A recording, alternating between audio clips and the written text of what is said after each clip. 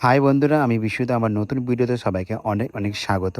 চামুণ্ডা মায়ের বার্ষিক পুজো উপলক্ষে যে ফল ভক্তরা দিয়েছিল মাকে, সেই ফল বিতরণে এটা তৃতীয় পার্টের ভিডিও। আমরা আজকে সোজা চলে গেছিলাম দক্ষিণেশ্বরে। দক্ষিণেশ্বরে যেখানে প্রচুর গরিব মানুষরা থাকে, আমরা কম বেশি সবাই জানি যে কোথায় থাকে সেটা।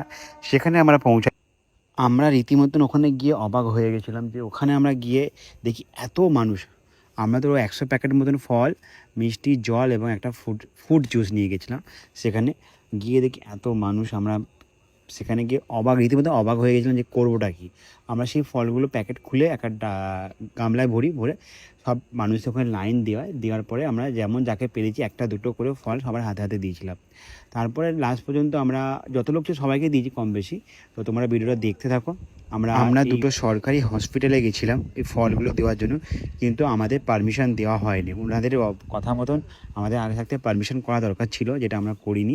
আমরা ডাইরেক্ট ওখানে গিয়ে পৌঁছাই, তার জন্য আমাদের অ্যালাউ করেনি বিশেষ কারণের জন্য, এবং পেশেন্টের সেফটির জন্য ওনারা আমাদের পারমিশন দেয়নি।